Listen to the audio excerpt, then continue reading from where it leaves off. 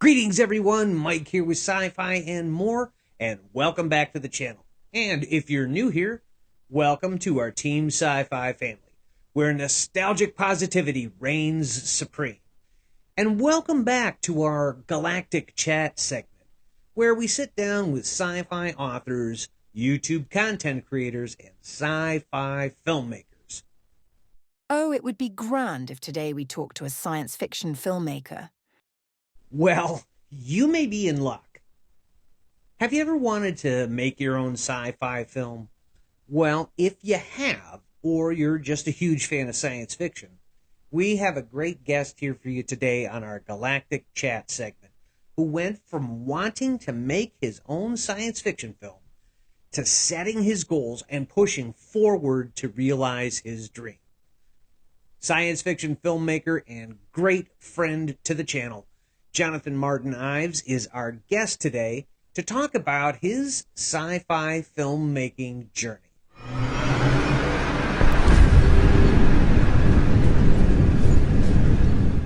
Greetings, everyone. Mike here with Sci-Fi and more, and welcome to our Galactic Chat segment, where we sit back and we sit down and talk with and feature sci-fi authors, YouTube content creators, and sci-fi filmmakers. And we happen to have the sci-fi filmmaker here for you right now. Jonathan Martin-Ives is joining us here today. Jonathan, welcome to the channel. Howdy from Colorado. Colorado. Great deer hunting state, I hear.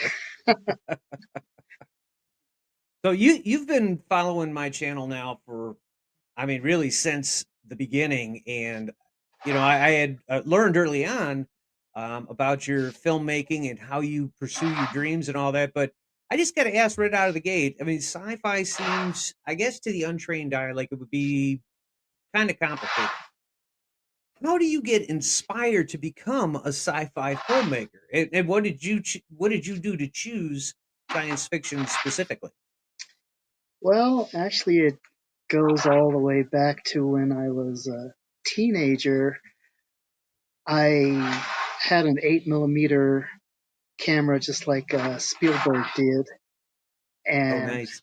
and I screwed around with a few little short films here and there. My cousin and I, Tyrone, we went to a local park and did little shorts, and for like special effects, I would take like red yarn and make that as a laser beam. I'd stop the camera, put the yarn in front of a gun, and start the camera again and make it look like it shot somebody. Stuff like that. Yeah, I was a big shot back then. I did the same thing, except I never filmed it. And, to me, I didn't, conceive that. And, looking back on it now and talking to you and reading some articles about you, I'm like, God, man, I should have pursued that a little bit more. But Well, how do you develop your concepts? Because, like I said, sci-fi can be very challenging. There you have to be able, I would think, to sit down and come up with an engaging story that's going to keep people interested. And then from there, you go into the development stage and try to put it all together. What's that process like for you? well, sometimes it's as insignificant as going to a thrift store and seeing an object or whatever. Ooh, that would look cool in, dot, dot, dot, dot. And you start developing a whole story around this or that. Sometimes you just out of the blue think about, oh, I remember when I was a kid, I saw a movie like this and I would like to do something like that. Sounds like you saw Hardware Wars as well. Oh, Hardware Wars, Thumb Wars, Laser Right? Blast, all sorts of stuff like that. Yeah. So now, you're talking about things you just kind of find, right, and put together and piece together. I will say one of the most intriguing characters I think you've come up with through this more or less piecemeal design is Zorg. The Yeah, character of Zorg just looks slick. yeah. I How did Zorg come to be?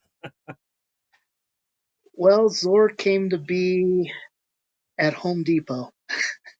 I was looking around one day and I happened to see these flower pots, and my mind, being the twist little mind that it is, said, "Hey, what if I put two of those together and put it on my head?" And yeah, I had all these employees looking at me, really weird. And as I'm coupling these two flower pots together and taking selfies and stuff like that, so I get it home, get in my kitchen. My wife, my very understanding wife, is watching me saw all of this stuff whole in both pieces and glue it together, bolt it together, and yeah, there you go. That's the headpiece for Zorg, and the chest part is like from motorcycle riding gear, and I just put it together there. In my previous conversations with you, before you get to Zorg, right? Before Zorg seemed to come to be, you had kind of an incredible journey to reach the soul of St. Ives. I, I just, I think everyone might like to hear a little bit about how you overcame some challenges to make the soul of St. Ives a reality. Well, at the time, I was on set with a friend of mine, basically a boom mic operator for his film. And the whole atmosphere just kind of made me electric because it was like, wow, I'm actually working on a film to do this. I would love this to happen for something of mine. And so I approached him and I was like, hey, once we're done with your movie, can can you explore doing something with an idea I have? And he took me aside and, okay, harumph harumph, Jonathan, this is what I want you to do. I want you to get a script together and I want you to get it copyrighted and then I'll help you. And so, yeah, I never done a script ever in my life before, did a little research, put one together, got it copyrighted, something else I've never explored, presented Right? it to my mentor who lovingly said, can't help you, sorry. So yeah, I was kind of crushed, but it kind of lit a spark in me to say, you know what? I can do this myself. I've got to be able to do this myself. Somehow I will do this myself. And I explored the possibilities. There's a wonderful outlet out there for people with, no money like me. Right? Right? Da Vinci Resolve. There's a free version of it, and then there's the, version you pay for. It's supposed to have more bells and whistles, all that stuff. But I Sure. highly encourage anyone out there who wants to explore this venue, go out there and get a copy of this software and play around with it. And it opened up a lot of doors for me. So Very nice. yeah, so I got a little motley crew of people together, including my wife, and we went out to this really cool place called Painted Minds out here, and that's where everything began. We basically got hunted down by park staff, which was my fault. I was wearing a Lucasfilms hat Oh boy. and didn't think anything of it, and I kept looking at my wife and I was like, why is this guy hassling us? And one of our actors, you know, hey, stupid, look at your hat. Oh, Oh my god, that's funny. yeah. So Well, I wanted to bring up the Soul of St. Ives for this very reason. A couple of things you said where you said, "I have to get this done. I have to." You were committed to it, Yeah. and I'm a big fan of saying that, while yes is the gold medal answer, no is the silver medal answer, because no, just like yes, gives you direction. So now you know, okay, you have a no from this guy that said he would help you. And he said, now he's like, nope, not going to do it. Now you have direction. And this is one of the things that I absolutely admire and respect, is because you took that no and you did something with it. You said, okay, you know what? I will do this myself. I am going to pursue my dream. And I think that's very commendable. And I think that's a strong message for, younger filmmakers that want to try and break out, but don't quite know what to do with a no. So I admire that quality in you. So I appreciate you sharing that story, because that's critical to the success you're getting now. Yes, it is. Well, young filmmakers or old geezers like me. I just turned 60 in January, so I Hey think man, anybody. 60 is the new 59 and a half. Don't sweat it. So let me ask you this.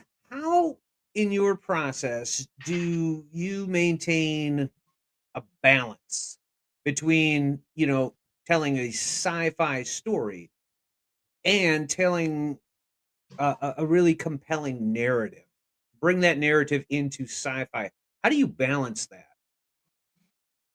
Well, being a huge fan of Roger Corman and his style, he was always able to put together a really cool story, even if it just was off the wall, wacky. He always wanted to entertain his audience. And that's what I'm really looking to do. I don't have Hollywood budget. I don't have, you know, teams at my disposal, but the story comes first. The story always has to come first. And unfortunately, I think Hollywood has gotten away from a lot of that in favor of special effects and razzle dazzle. And, they seem to think that that's how to really engage an audience and keep their attention is, hey, let's put the special effects. You know, you're going to Uh, forget about the that whole thing the week after, hmm and people don't yeah, get that. Yeah. it's the story, it's the narrative, in my opinion, that keeps people engaged.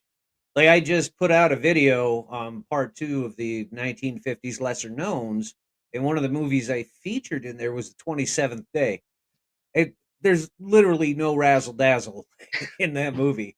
I mean, it's a thinker movie, and it did well, because of that. So I think, to your point, you don't need the high end effects, and because, like you said, you're going to forget about all that stuff, or you're going to forget about, what the basis of the movie is. But if you put a story together, which, in looking at your stuff, it appears like that's the goal you have in mind, is to Yeah. put together something compelling. So, and that's enriching. It's funny you bring up Roger Corman. Roger Corman, man, that guy's got something like 500 film credits to his name, or 500 video credits, I should say, between TV and movies, and some in collaboration with his brother Gene and all that. And you mentioned Roger Corman, a couple of times in an article that was published in February 22nd, 2024, in Canvas Rebel, about Roger Corman, which, incidentally, you were talking about Zorg going on tour, your breakout character. Yeah. He was, what was it? Zorg was invited to a festival, or to appear at a festival, I believe. Yeah, it was my very first local festival here at Colorado Short Circuit. That was my very first that was shown here locally, and it was received very well. In fact, someone from the audience screamed out "Zorg rules," and after it was over. And so, yeah, I like that little bit of input. That's nice. It's nice that someone did that. It kind of, I would think, make you feel like, all right, I got through. I got through this. So someone liked what I did. Someone appreciated the work I put into this. Like a fan, like Yeah. you've got a fan. That's absolutely awesome. Well, yeah, Roger Corman. If you study him, basically he would just stuff out there that was created out of sometimes nothing. Um, who's the guy? Cameron. Cameron worked for him on Battle Beyond the Stars and went out to McDonald's dumpster and got all of these Happy Meal containers and out of the dumpster and plastered them on the walls and spray painted them into interior sets. So basically you're taking something out of nothing and making something incredible. And I've learned a lot, and I do Oh, that to this day. that's awesome. That's awesome. Well, I had a question for you, and you've kind of answered it a little bit. Was because I know that you're not working with that massive Hollywood budget, and some of the tips and tricks that you use to implement your film on a lesser budget. Um, as I mentioned before, a lot of found objects, a lot of going to the thrift store, a lot of going to we have a place out here called Restore where it's building materials that people donate to this, and find a whole lot of interesting things there. I've built laser rifles out of plumbing pipe and sprinkler heads and stuff like that. I'm currently working on a Doctor Who fan film where I've gotten broom handles from the dollar store and coupled them with all sorts of mishmash stuff to create these battle staffs that my characters are going to be hacking each other to death. And basically, yeah, I just also there's a lot of free media out there that aren't aware of outside Vinci. There's places like Pixabay where you can get free footage, free music, sound effects, all sorts of stuff like that that you can use for your films.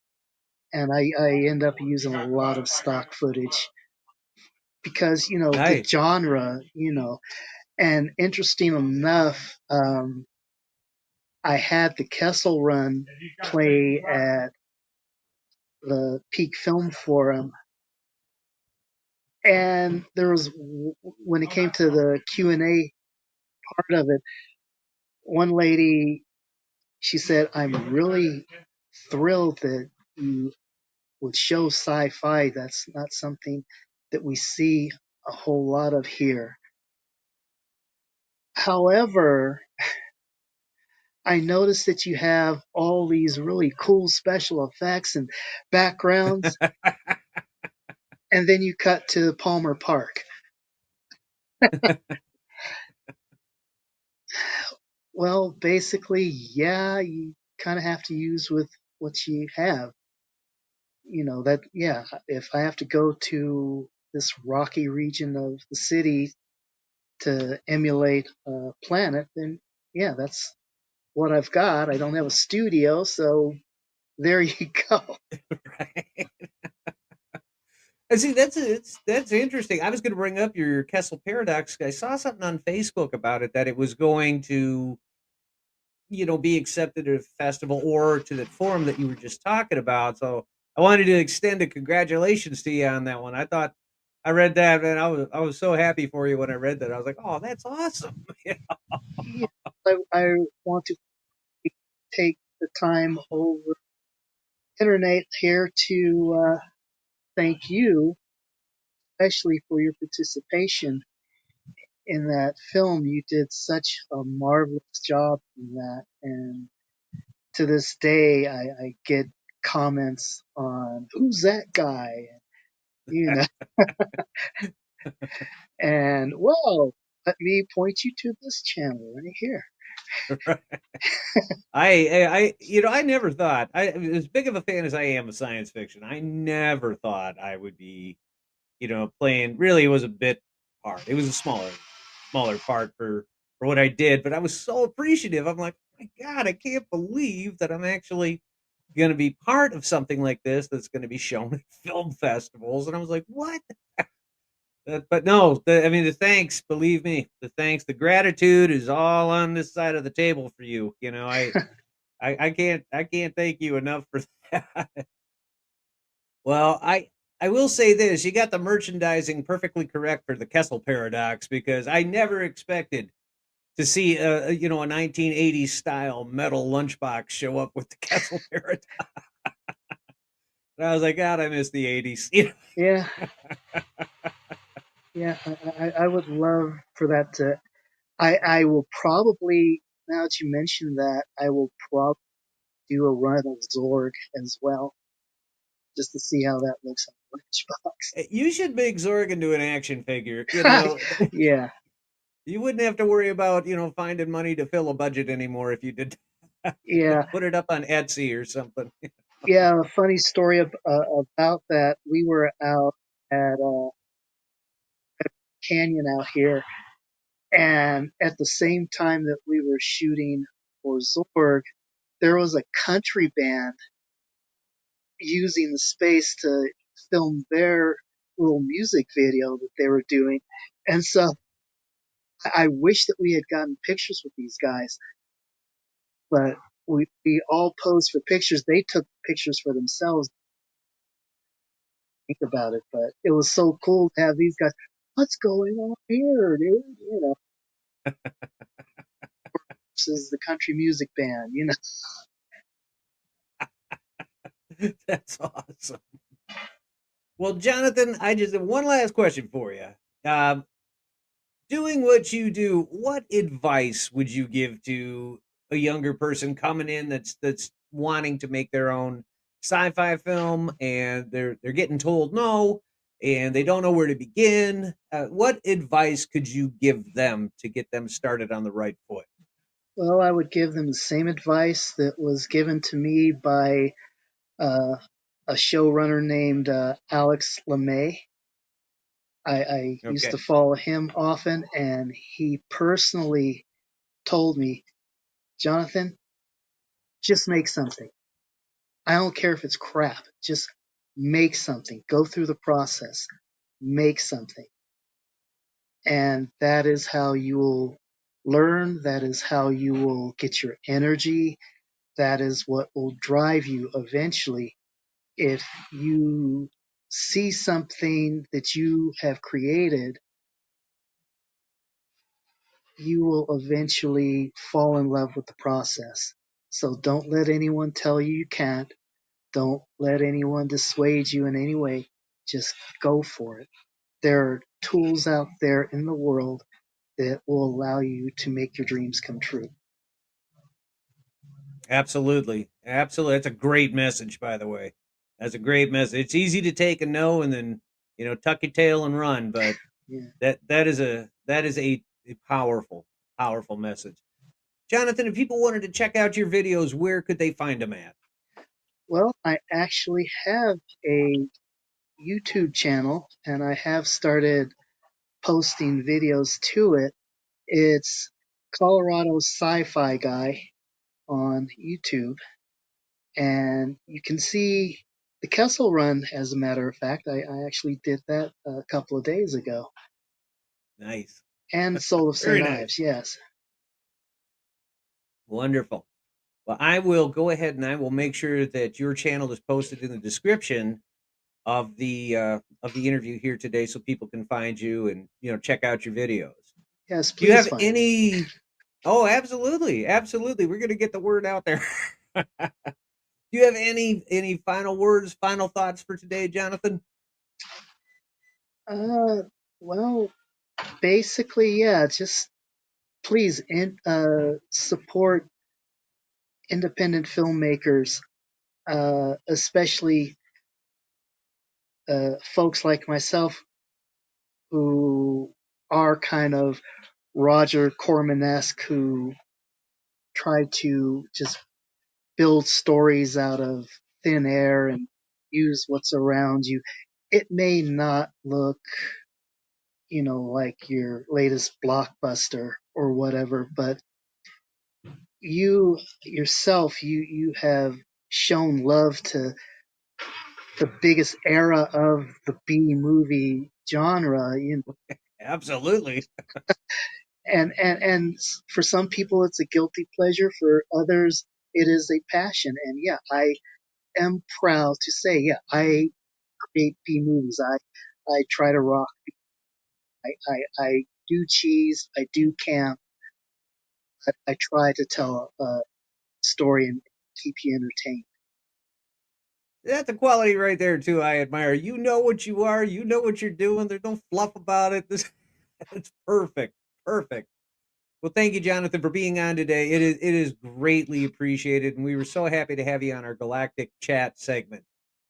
Everyone, I will go ahead and post the article that I referenced, the Canvas Rebel, about Jonathan Zorg and his Roger Corman influences. If anyone would care to read it, along with Jonathan's YouTube channel down below, so you can check out his work. And if you can, support the independent filmmakers. They are the future of filmography, if you will. Everybody, thank you so much for watching today. We greatly appreciate you. Without a doubt, you guys are all the greatest sci-fi team on YouTube. Where where what, Jonathan? Where what? Where Nostalgic positivity positivity reigns reigns supreme. supreme. All right, everybody, thank you so much, and we will see you in the next one. Have a great galactic day.